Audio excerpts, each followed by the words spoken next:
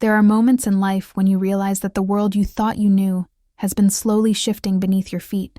Small cracks appear in conversations, strange looks linger a little too long, and people respond to you as if you have become a stranger to yourself. At first, you ignore it. You tell yourself it is stress, misunderstanding, or simple coincidence. But when those moments multiply, when confusion turns into suspicion, you start to question everything. Who have you become in the eyes of others? And more importantly, who has been shaping that image without your knowledge? This is the story of how I discovered that someone close to me had been making decisions in my name, building a version of me I never agreed to be, and how I fought to reclaim my own identity before it disappeared completely. Before we begin this story, do not forget to like the video, subscribe to the channel, and tell us in the comments where you are listening to this story from. We will post new stories every day. It started on a Tuesday morning in late September.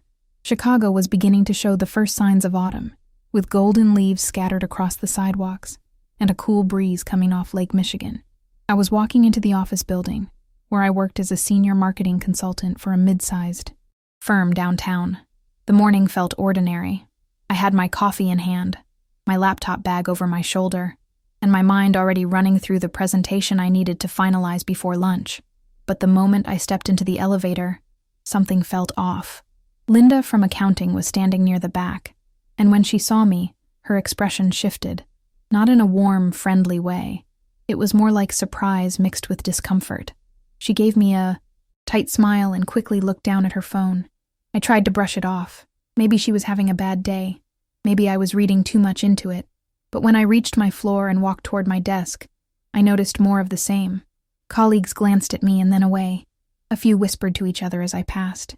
It was subtle, but it was there. I sat down at my desk and opened my email. My inbox was flooded with messages. Most of them were routine. Client updates, meeting reminders, internal memos. But one email stood out. It was from my boss, Margaret Tam, with the subject line, "We need to talk." My stomach tightened. Margaret was not the type to send vague emails. She was direct, professional, and always clear about what she needed. This felt different. I knocked on her office door 20 minutes later. She looked up from her computer and gestured for me to sit down. Her face was serious, almost cautious. "Rebecca, I am glad you are here. I wanted to talk to you about something that came up yesterday." I nodded, trying to keep my expression calm, even though my heart was starting to race. "What happened?" She folded her hands on her desk and leaned forward slightly. "I received a call from one of our long-term clients, David Harrison. He was upset. He said that you promised him a full rebrand package at a discounted rate, and that the contract would be ready by the end of the week. He also mentioned that you told him we could prioritize his project over others we currently have in progress." I stared at her, completely lost. I never spoke to David Harrison. I have not even worked on his account in over a year. Margaret frowned. That is what I thought. But he was very specific. He said you called him last Thursday and laid out the entire plan. He even mentioned details about his business that only someone familiar with his account would know. I felt a chill run down my spine. "Margaret, I did not call him. I was at a conference last Thursday. I was in meetings all day. You can check my calendar." She pulled up something on her computer and scanned it for a moment. Then she looked back at me, her expression softening just slightly. "You are right. Your calendar shows you were out of the office. But Rebecca, he was convinced it was you. He said your voice, your tone, everything sounded exactly like you." I swallowed hard, trying to process what she was saying. Someone pretended to be me? Margaret hesitated. "I do not know, but I need you to figure out what is going on. If a client believes you made promises we cannot keep, that reflects on the entire team. I need you to call him today and clear this up." I left her office feeling shaken. My hands were trembling as I walked back to my desk. I sat down and stared at my phone for a long moment before picking it up and dialing David Harrison's number. He answered on the second ring. "Rebecca, I was hoping you would call. I wanted to confirm the timeline we discussed." I took a deep breath. "Mr. Harrison, I think there has been a misunderstanding. I did not call you last week. I was not even in the office." There was a pause on the other end. "What are you talking about?" We spoke for nearly 20 minutes. You laid out the entire plan. You even mentioned my concerns about the budget. I felt my chest tighten. I promise you, that was not me. I have not spoken to you in over a year." His voice became sharper. "Rebecca, I do not appreciate being treated like I am confused. I know who I spoke to. It was you." I tried to keep my voice steady. "I understand how this must sound, but I need you to trust me. Something is very wrong here. I am going to look into this and get back to you as soon as possible." He hung up without another word. I sat there staring at my phone, my mind racing. How could someone convince a client they were me? How did they know details about his account? And more importantly, who would do this?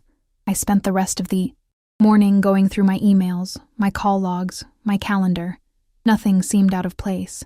But the more I thought about it, the more I realized that small, strange things had been happening over the past few weeks.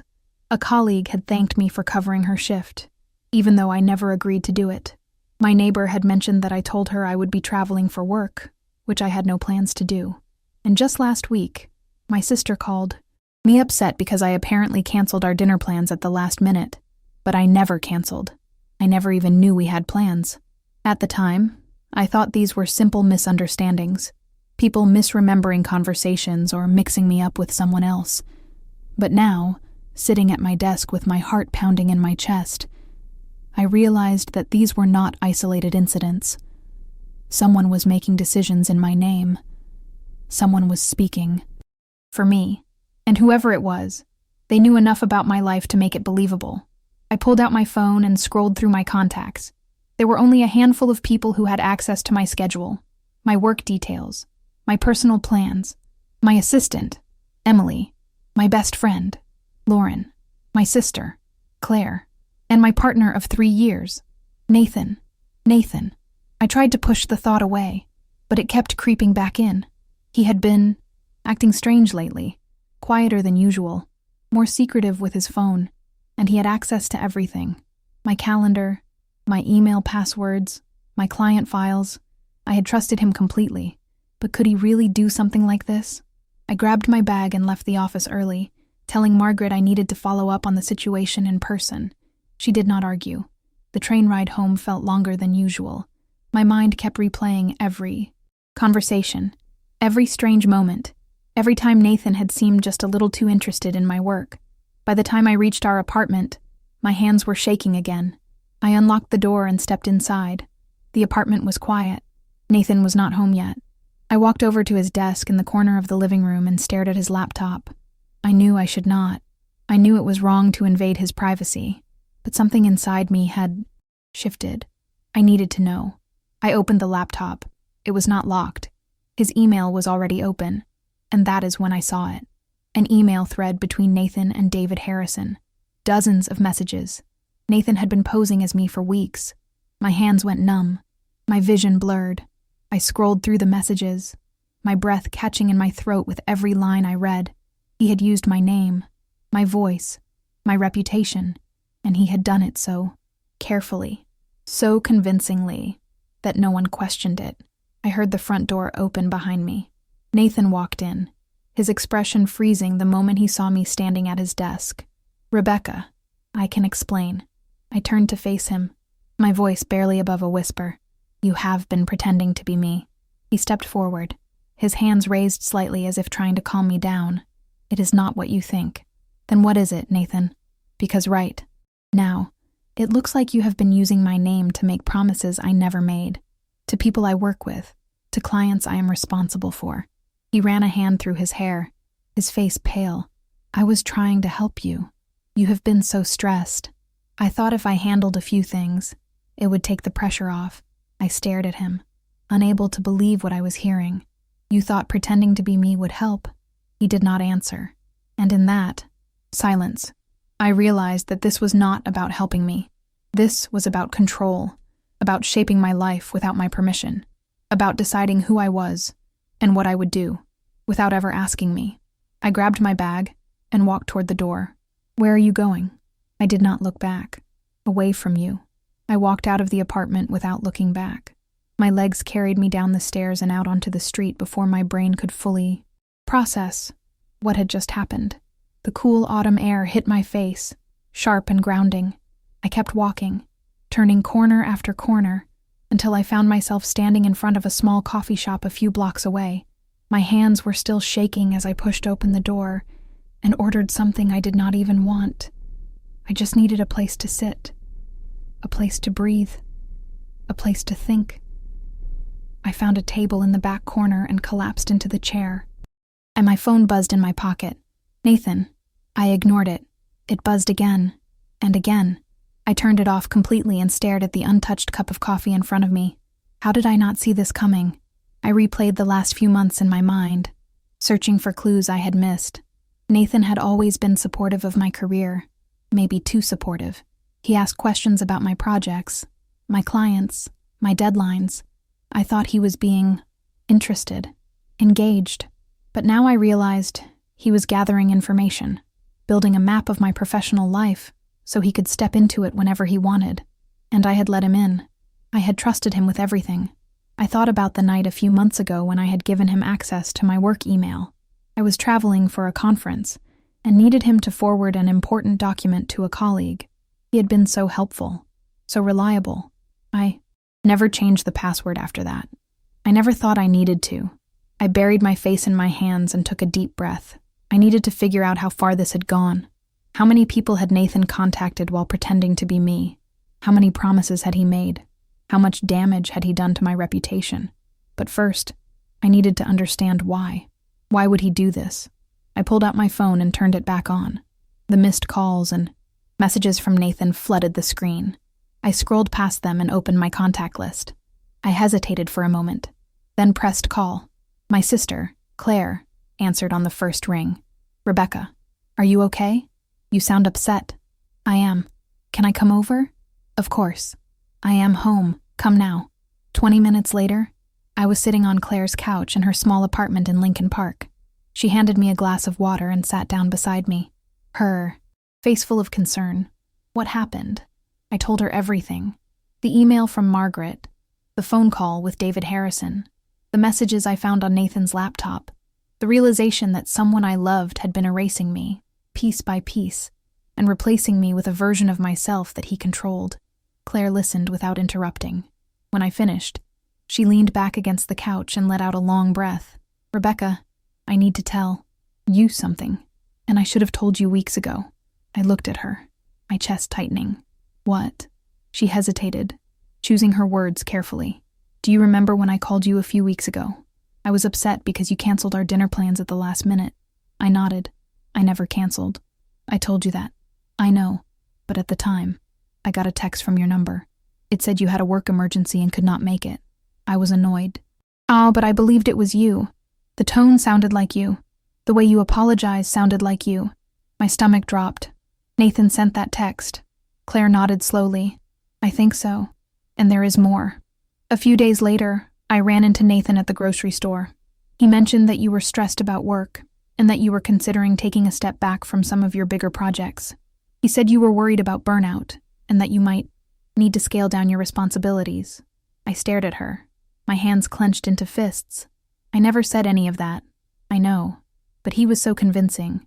He seemed genuinely concerned about you. I even told him that I thought you were handling everything really well, and he just smiled and said you were good at hiding how overwhelmed you were. I felt a wave of anger rising in my chest. He was setting up a narrative. He was making people believe I was struggling so that when he started making decisions for me, it would seem like he was helping. Claire reached over and squeezed my hand. Rebecca, this is not okay. This is manipulation. You need to confront him properly and figure out how deep this goes. I know, but I do not even know where to start. Start with the people he contacted. Find out who else he spoke to while pretending to be you, and then decide what you are going to do about it. I spent the next few hours at Claire's apartment, making a list of everyone I could think of who might have been contacted by Nathan. Colleagues, clients, friends, family members. The list was longer than I expected. By the time I left Claire's place, it was already dark outside. I walked back toward my apartment slowly, my mind racing. I knew I could not avoid Nathan forever. I needed answers. I needed to understand why he thought this was acceptable. When I reached the building, I stood outside for a long moment before finally going in. I climbed the stairs slowly, each step feeling heavier than the last. When I opened the door to the apartment, Nathan was sitting on the couch, his head in his hands. He looked up when he heard me come in. His eyes were red, his face exhausted. "Rebecca, please, let me explain." I closed the door behind me and crossed my arms. "Then explain." He stood up and took a step toward me, but I held up my hand to stop him. "Stay where you are." He stopped, his shoulders slumping. "I did not do this to hurt you. I swear. I was trying to help.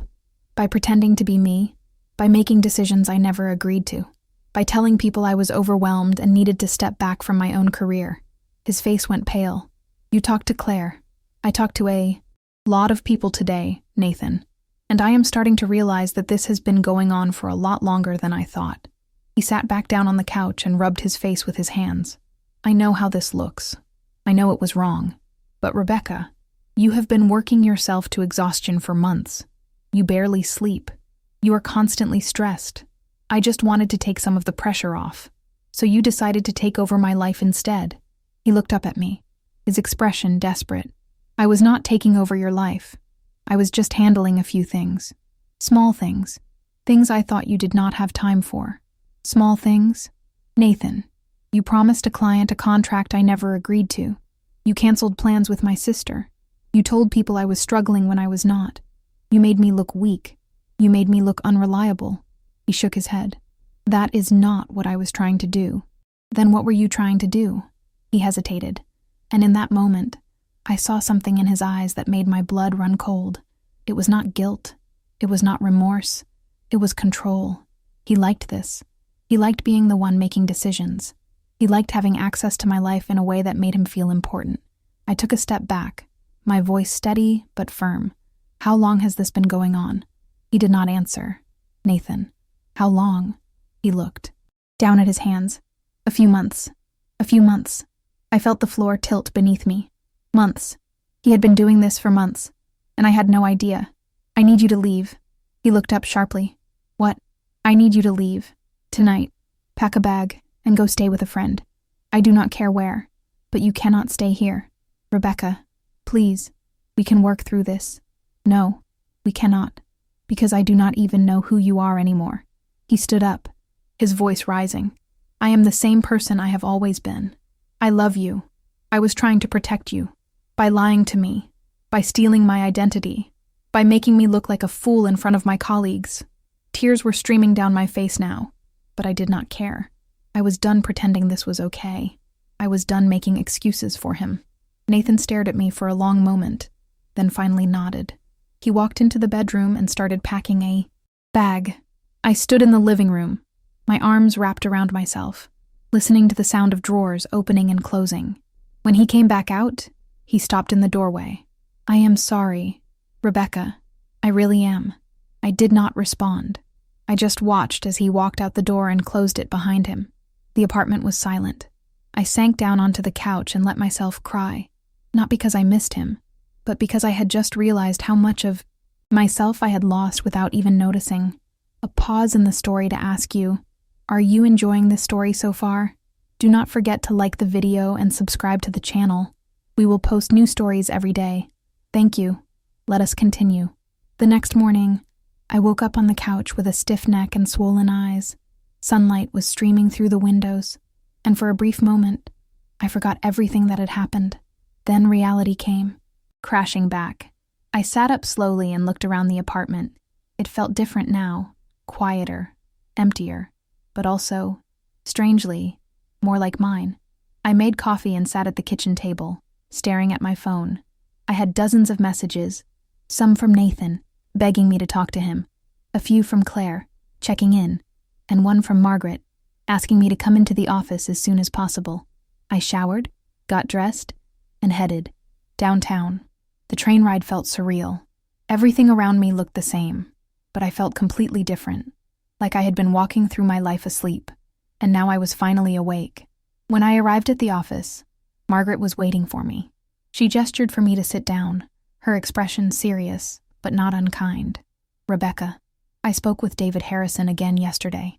He is still upset, but I explained the situation as best I could, without going into personal details. He understands that there was a miscommunication, but we need to make this right." I nodded. I will do whatever it takes. She studied me for a moment. Are you okay? I hesitated, then decided to be honest. No, but I will be. She gave me a small, understanding nod. Take the time you need, but I need you to go through your client list and make sure there are no other promises made in your name. If there are, we need to address them immediately.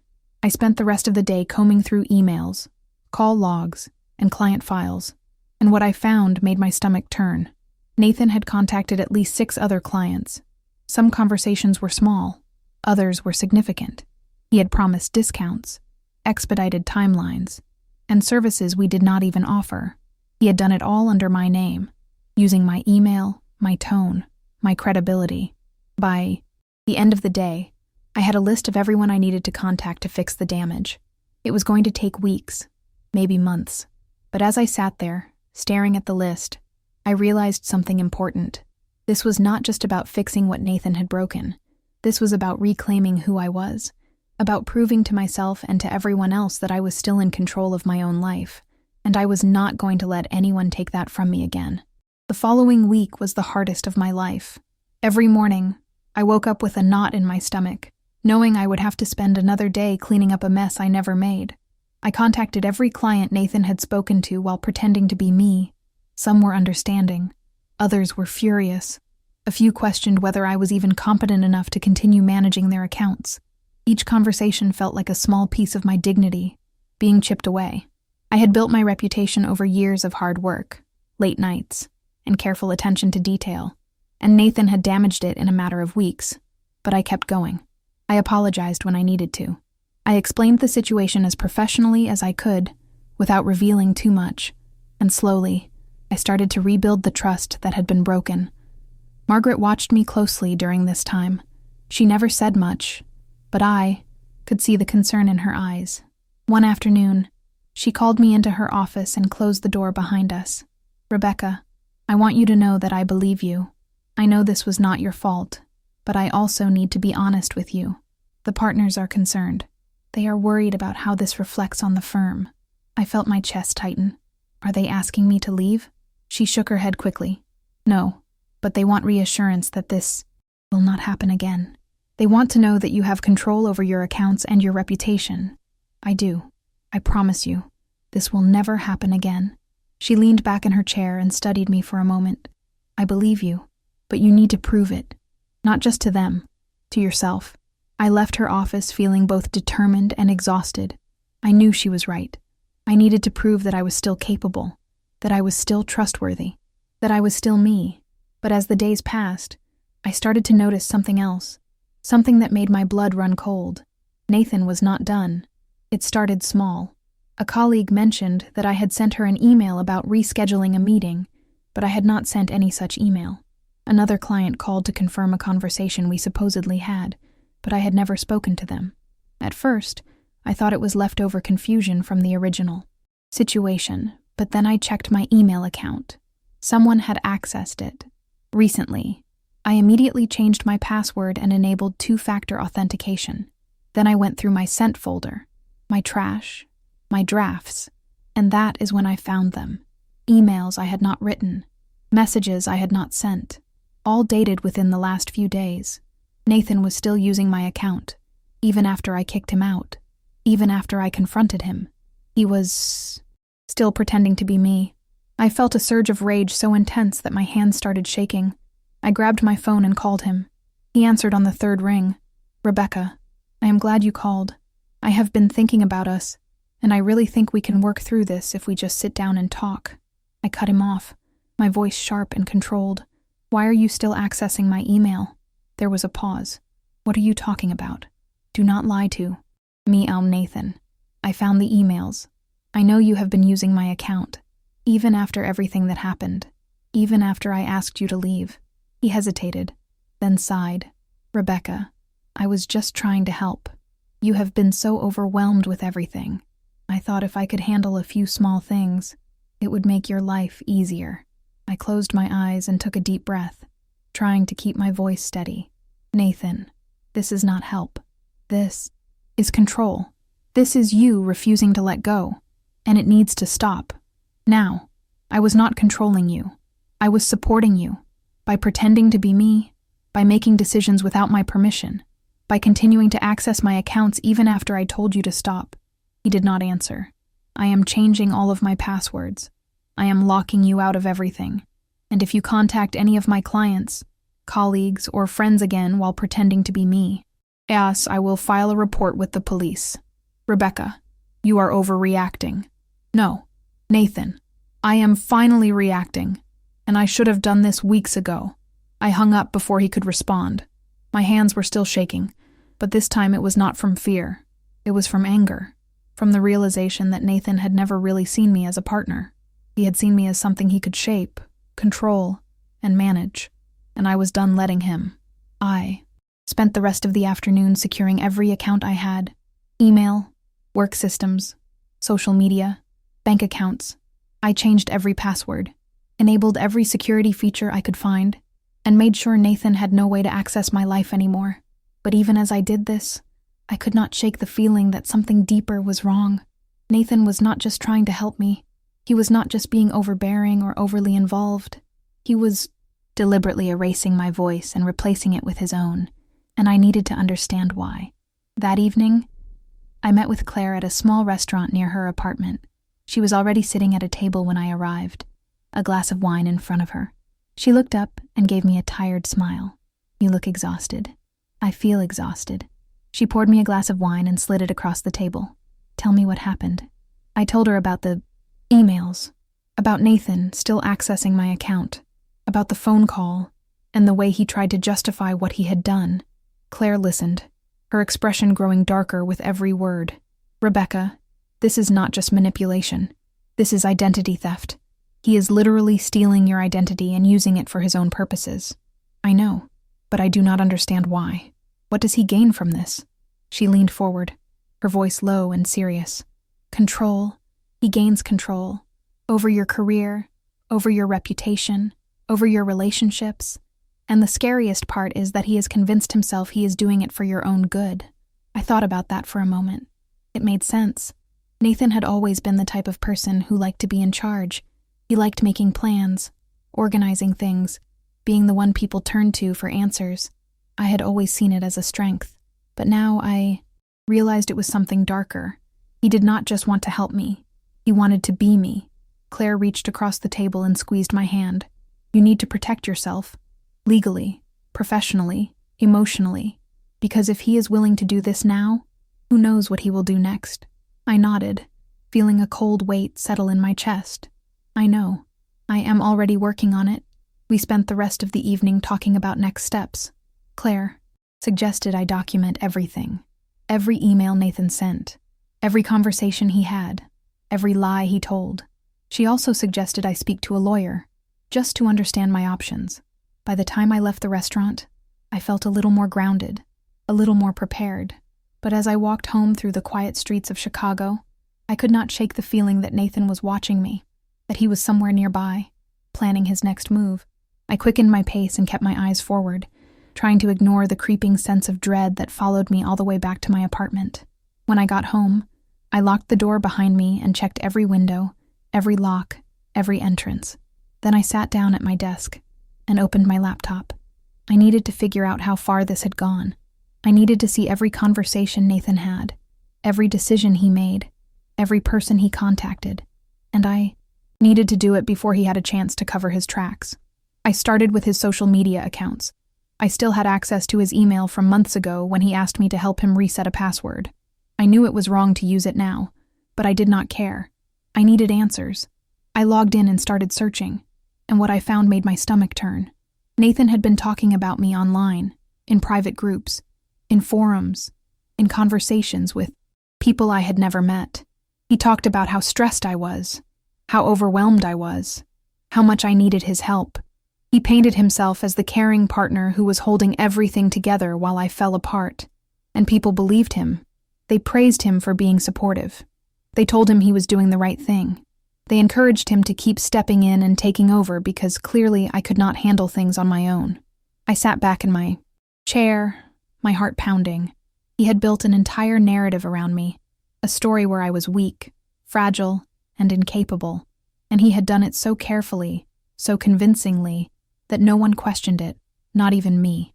I thought about all the times he told me I was working too hard, all the times he suggested I take a step back, all the times he offered to help with things I never asked him to handle.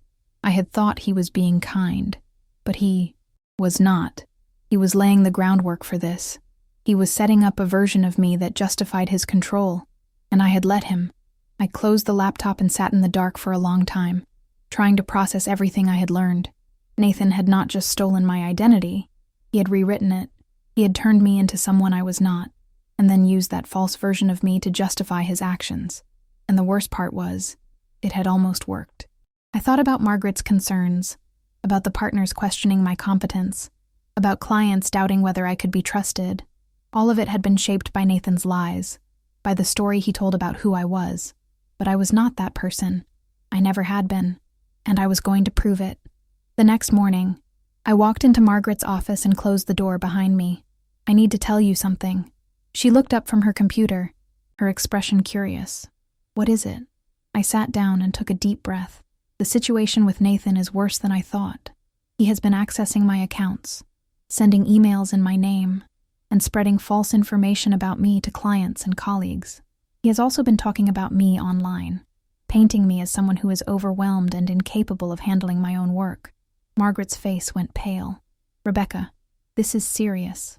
I know. And I am handling it. I have changed all of my passwords, locked him out of my accounts, and I am documenting everything. But I need you to know what is really going on, because I do not want there to be any confusion about who I am or what I am capable of. She nodded slowly. Thank you for telling me. And for the record, I never doubted you. But I am glad you are taking steps to protect yourself. I left her office feeling lighter, more in control, more like myself. But as I walked back to my desk, I saw something that made my heart stop. Nathan was standing in the lobby.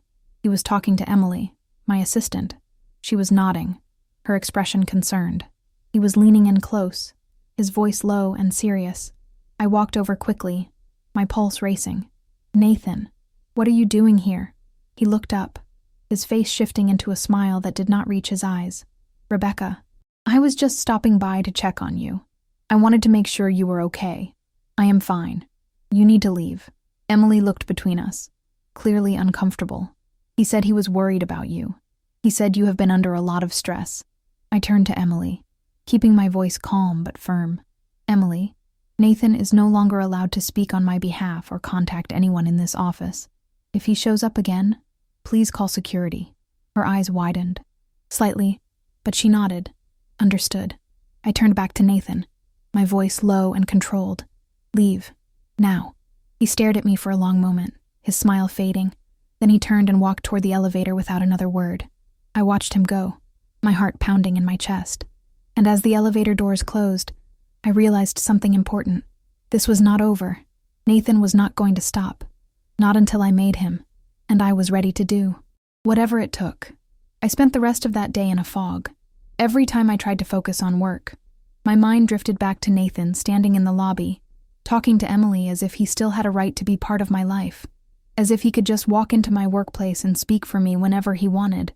But what haunted me most was the look in his eyes when I told him to leave. It was not anger. It was not shame. It was determination, like he had already decided that this was not over, no matter what I said.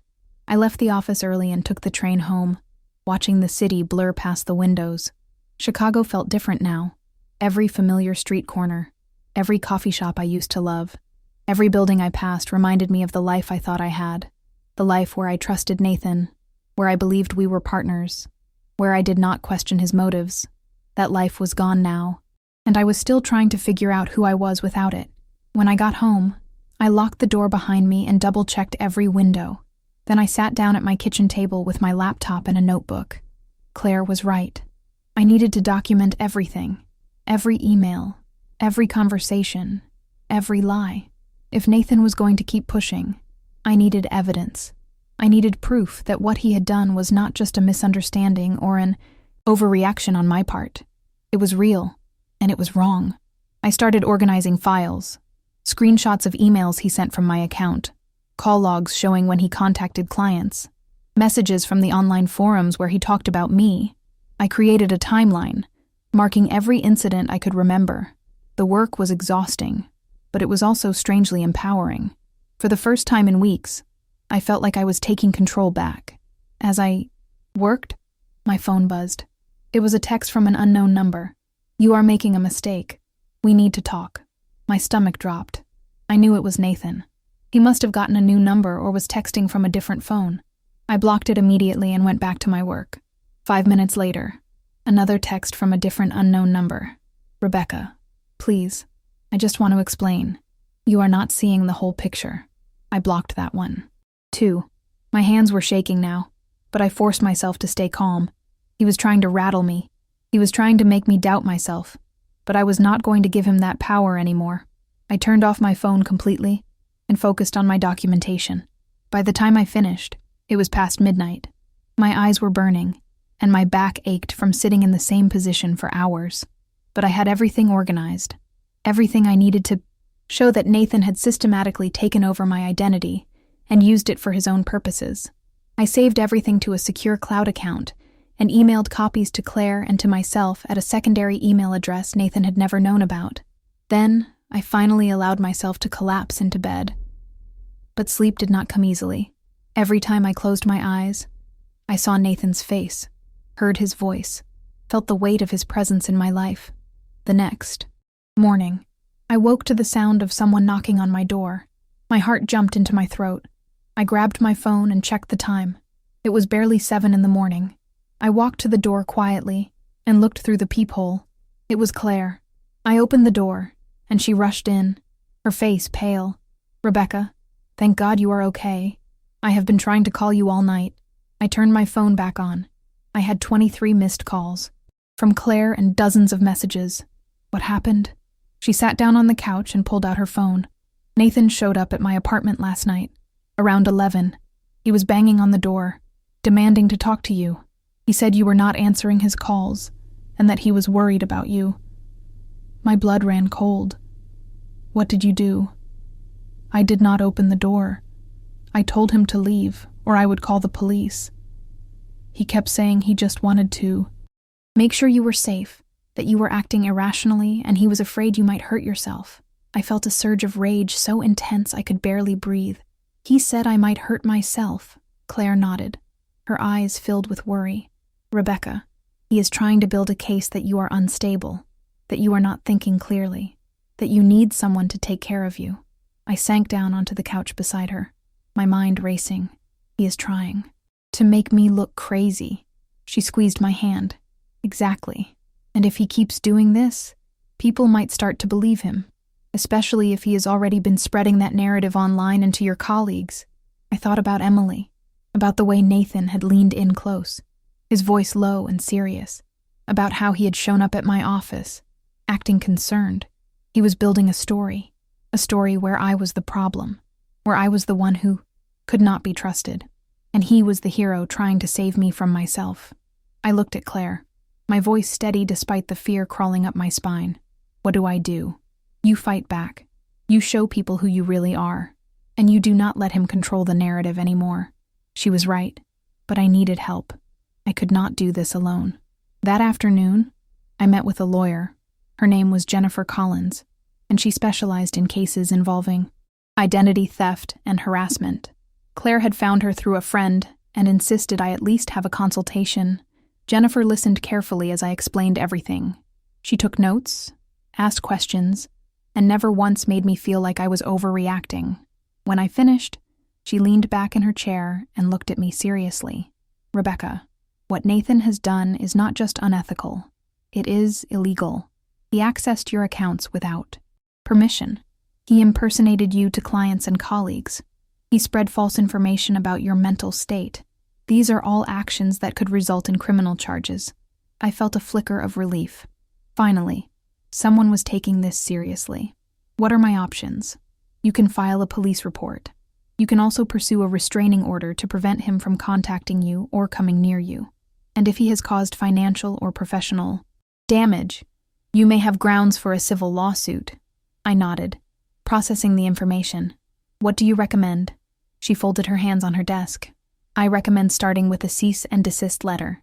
It is a formal legal document that puts him on notice that his behavior is unacceptable and must stop immediately.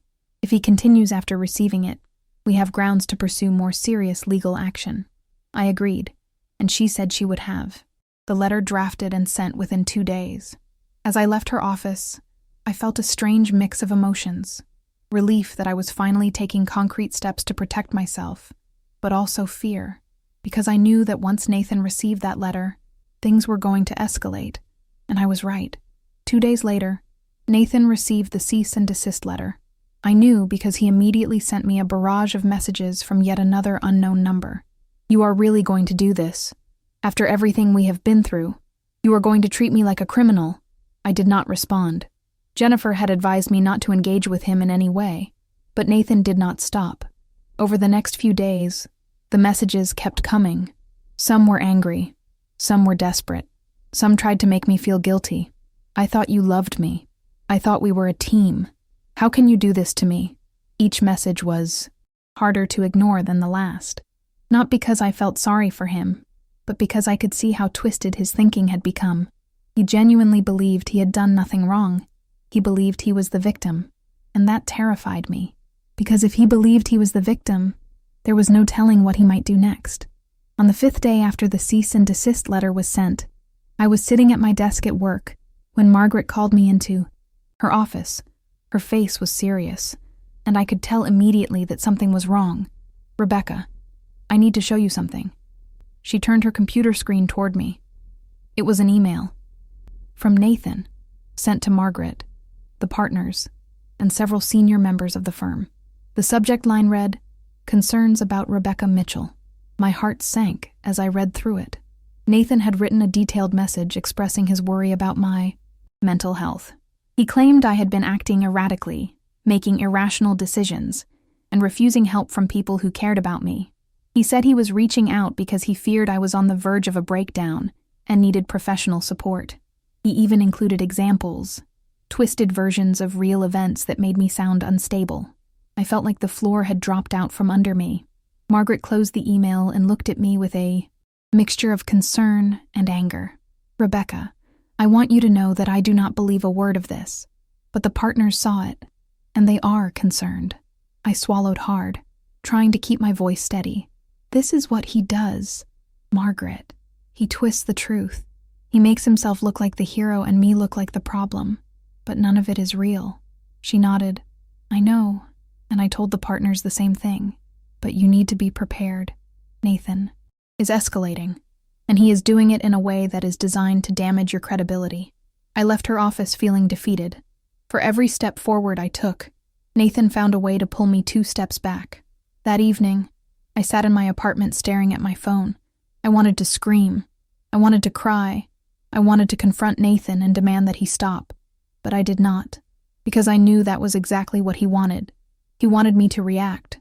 He wanted me to look unstable. He wanted to prove that his version of me was the real one. So instead, I did something different. I called Jennifer and told her what happened. She listened carefully, then said something that changed everything. "Rebecca, Nathan is overplaying his hand. Every move he makes now is evidence. Every email, every message, every attempt to contact you or damage your reputation is proof that he is the one who is out of control, not you. Let him keep digging his own grave." Her words hit me like a bolt of clarity. Nathan thought he was winning. He thought he was in control. He thought that by spreading lies and creating chaos, he could force me to come back to him, or at least destroy my credibility enough that no one would believe me over him. But he was wrong, because while he was busy attacking me, I was quietly building my case, documenting everything, securing my accounts, getting legal advice, protecting myself, and he had no idea. For the first time in weeks, I felt a flicker of hope, not because things were getting easier, but because I realized that Nathan had made a critical mistake. He underestimated me. He thought I would crumble under the pressure, that I would doubt myself, that I would give in, but I was not going to crumble. I was not going to doubt myself. And I was definitely not going to give in. I was going to fight back. And this time, I was going to win. I spent the next few days working quietly. I did not respond to Nathan's messages. I did not engage with his lies. I just focused on my work, my clients, and rebuilding the trust that had been damaged. And slowly, people started to notice. Colleagues who had been distant began reaching out again. Clients who had questioned my competence started to see that I was still the same professional they had always worked with. Even the partners, who had been concerned after Nathan's email, began to see through his manipulation. Margaret pulled me aside one afternoon and told me that the partners had decided to support me fully. They recognized that Nathan was the problem, not me. I felt a wave of relief wash over me, but I also knew this was not over. Nathan was still out there, still watching, still planning his next move, and I needed to be ready. A pause in the story to remind you to like the video, subscribe to the channel, and tell us in the comments where you are listening to this story from. We will post new stories every day. Thank you. Let us continue. 3 weeks had passed since Nathan sent that email to my firm. 3 weeks of silence from him. At first, I thought it was a good sign. Maybe the cease and desist letter had finally gotten through to him. Maybe he had realized that he could not control me anymore and had decided to move on. But deep down, I knew better. Nathan was not the type to give up easily. He was planning something. I could feel it. I kept working, kept rebuilding, kept proving to everyone around me that I was exactly who I had always been. Strong, capable, reliable. My clients started trusting me again. My colleagues stopped looking at me with concern. Even Margaret seemed more relaxed when we spoke, but I stayed vigilant. I checked my accounts daily. I documented every strange occurrence, every unexpected email, every moment that felt slightly off, and I kept Jennifer updated on everything. Then, on a cold October morning, everything came to a head. I was sitting at my desk when Emily approached me, her face pale. "Rebecca, there is someone here to see you. He says it is urgent." My stomach tightened. "Who is it?" He would not give his name, but he said you would know who he was. I stood up slowly, my heart pounding. I walked toward the lobby, and there he was, Nathan. But this time, he was not alone. He was with a woman I had never seen before. She was older, maybe in her 50s, with short gray hair and a professional demeanor. She was holding a briefcase. Nathan saw me and smiled. It was not a warm smile. It was triumphant. "Rebecca, thank you for seeing us. This is Dr. Linda Harris. She is a psychologist I have been consulting with about your situation." I felt my blood run cold. My situation. The woman stepped forward and extended her hand. I did not take it. "Miss Mitchell, I understand this must be uncomfortable for you, but Nathan has expressed serious concerns about your well-being, and I wanted to meet with you personally to discuss options for support." I stared at her, then at Nathan, my mind racing. This was his plan. He had brought a psychologist to my workplace to make it look like I was the one who needed help, like I was the one who was unstable. I took a deep breath and forced myself to stay calm. "Dr. Harris, I appreciate your concern, but there has been a misunderstanding. I do not need support, and I certainly did not ask Nathan to bring you here." She glanced at Nathan, then back at me. "Nathan explained that you have been under significant stress and that you have been refusing help from those who care about you. He thought that having a professional perspective might be beneficial." I felt anger rising in my chest, but I kept my voice steady. "Nathan does not speak for me. He has no authority to make decisions about my mental health or to bring people to my workplace without my consent. And frankly, his presence here is a violation of the legal cease and desist order he received 3 weeks ago." Nathan's smile faltered slightly. "Rebecca, I am just trying to help you." "No, Nathan. You are trying to control me, and it is not going to work." I turned to Dr. Harris. "I am sorry you were brought here under false pretenses, but I do not need your services, and I would appreciate it if you both left immediately." She looked between us, clearly sensing that something was very wrong. She nodded slowly. "I understand. I apologize for any intrusion." She turned and walked toward the elevator. Nathan stayed where he was, his expression hardening. "You are making a mistake, Rebecca. Everyone is going to see that you are not okay. And when you finally fall apart, do not come looking for me to pick up the pieces."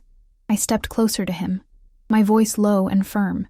"I am not going to fall apart, Nathan, because I am not the person you tried to make me into. I never was. And the only person who is going to fall apart here is you. Because every move you make, every lie you tell, Every time you show up where you do not belong, you are proving exactly who you are. And people are starting to see it. His face went red. You think you are so strong. You think you have everything under control, but you do not. You need me. You have always needed me. I shook my head. No, Nathan. I never needed you. I just thought I did, and that was my mistake. But I am done making mistakes. I turned and walked back to my desk, my hands shaking but my head held high. Behind me, I heard the elevator doors open and close. He was gone. Margaret appeared at my desk a few minutes later, her face furious. What just happened? I told her everything.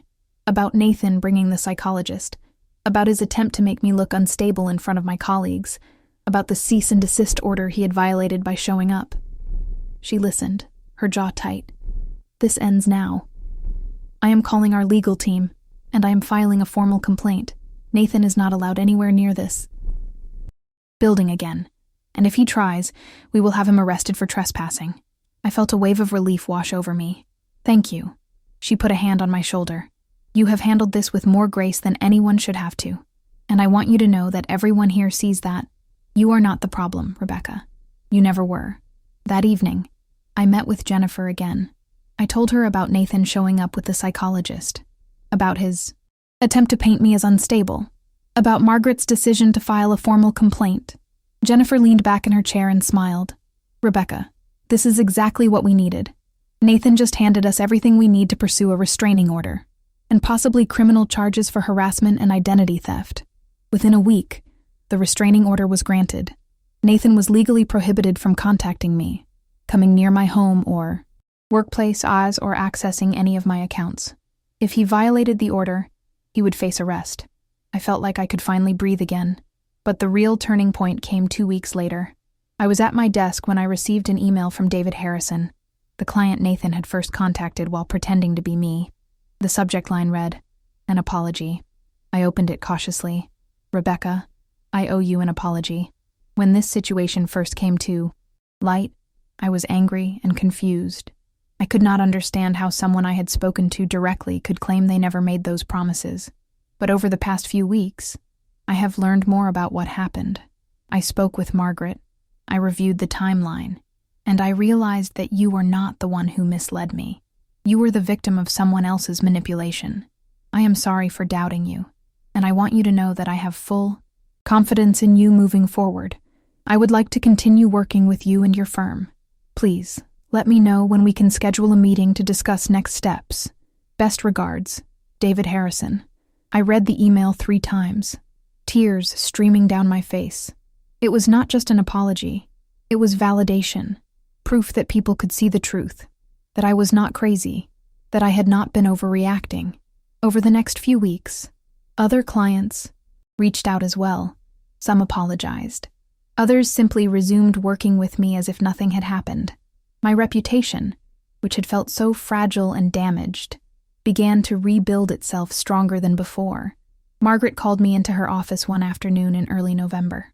Rebecca, the partners and I have been discussing your situation, and we want you to know that we are not just impressed by how you handled this. We are inspired by it. You showed incredible resilience, professionalism, and integrity, and because of that, we would like to offer you a promotion, Senior Director of Client Relations. It comes with a significant raise and more autonomy over your projects. I stared at her, unable to speak. Are you serious?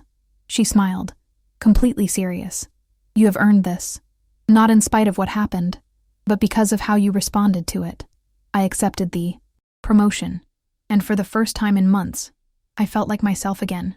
Not the version of me that Nathan had tried to create, not the version that was weak or fragile or in need of rescue, but the real me, the one who worked hard, cared about her clients, and refused to let anyone define her. A few weeks later, I was sitting in my new office when Claire stopped by with coffee and pastries. Look at you, Senior Director. I am so proud of you. I smiled. I could not have done it without you. She sat down across from me and grinned. So, have you heard anything from Nathan? I shook my head. Nothing. And honestly, I do not think I will. The restraining order scared him, and I think he finally realized that I was not going to give in. She raised her coffee cup. To freedom, to justice, and to never letting anyone steal your voice again. I clinked my cup against hers. To reclaiming who I am. That night, I sat alone in my apartment, looking out at the Chicago skyline. The city glowed in the darkness, vibrant and alive, and for the first time in a long time, I felt at peace.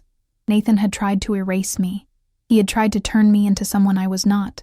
He had tried to control my life, my career, my identity, but he had failed, because I was still here, still standing, still myself, and I had learned something important through all of this. Your identity is not something someone else can give you or take away. It is something you define for yourself. It is built through your choices, your actions, your voice, and no one, no matter how close they are or how much they claim to love you, has the right to take that from you. I thought about the woman I had been a few months ago, the one who trusted too easily, who did not question when things felt off, who let someone else make decisions in her name because she thought it was help. I was not that woman anymore. I was stronger now, wiser, more aware of my own worth, and I was never going to let anyone dim my light again. A few days later, I received one final message, not from Nathan, but from Jennifer. Rebecca, I wanted to let you know that Nathan has agreed to a settlement. He will be paying for the damages caused to your professional reputation, and he has signed an agreement stating that he will never contact you or speak about you publicly again. If he violates this agreement, he faces serious legal consequences. This is officially over. You won. I sat back in my chair and smiled. I had won, not because I destroyed Nathan or sought revenge, but because I had reclaimed myself. I had proven that I was exactly who I always said I was, and I had done it with integrity, strength, and grace. As I walked out of my office that evening, I felt lighter than I had in months. The weight I had been carrying was gone. The fear was gone. The doubt was gone. All that remained was me, and that was more than enough. Months passed, and life continued. My career flourished. I took on bigger clients, led important projects, and became known in my industry as someone who could handle anything. My personal life improved as well. I reconnected with friends I had neglected. I spent more time with Claire. I even started dating again, though I took my time and moved carefully. I had learned to trust myself first, to listen to my own voice, to never let anyone else define who I was or what I was capable of. And every day, I woke up grateful, not for what I had been through, but for what I had become, because of it. I was Rebecca Mitchell, Senior Director of Client Relations, a woman who had faced manipulation, identity theft, and betrayal, and had come out stronger on the other side. I was not a victim. I was a survivor, and more importantly, I was myself, completely, unapologetically, powerfully myself, and no one was ever going to take that away from me again.